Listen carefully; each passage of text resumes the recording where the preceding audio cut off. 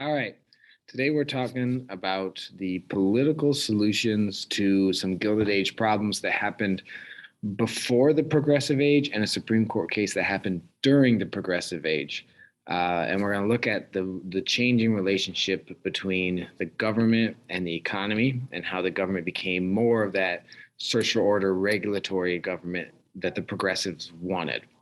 If you remember from the intro video, we don't really know who the progressives were. We can't really pin that down, but we do know they wanted, expert management of the economy, and that includes regulatory agencies.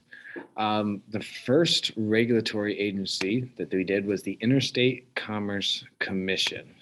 Let me just share my screen here with you. All right.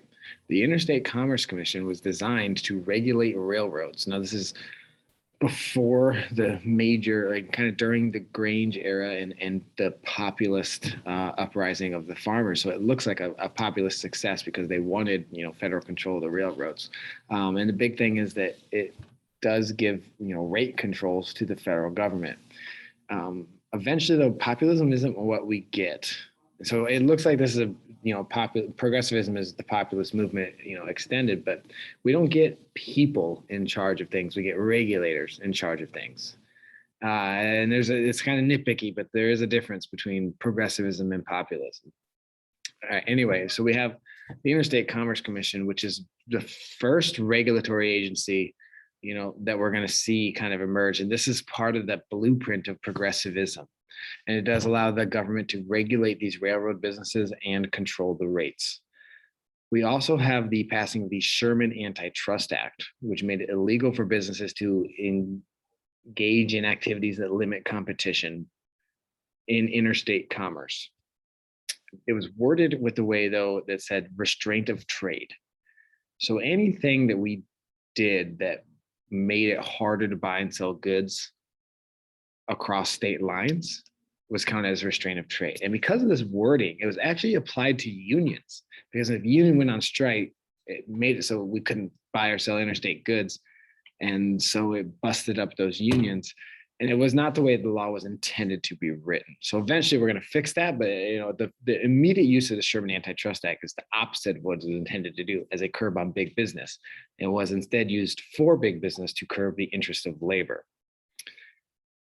Teddy Roosevelt's going to change that when he is president. And this kind of is going to go into like the executive power to enforce these laws. It requires the executive branch to do that. And McKinley was unwilling to hurt business as a part of his political platform.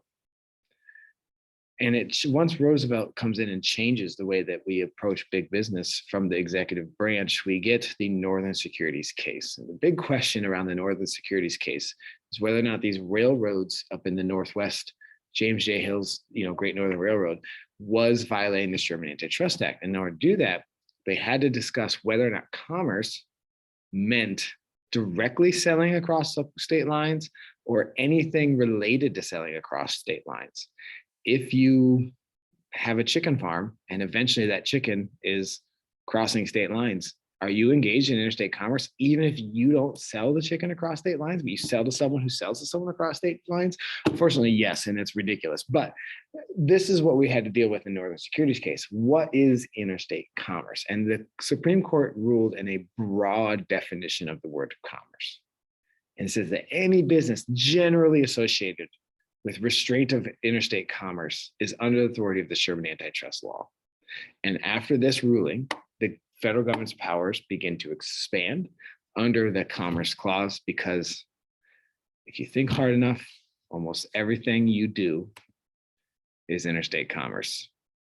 We'll talk about this more in class. Have a good one.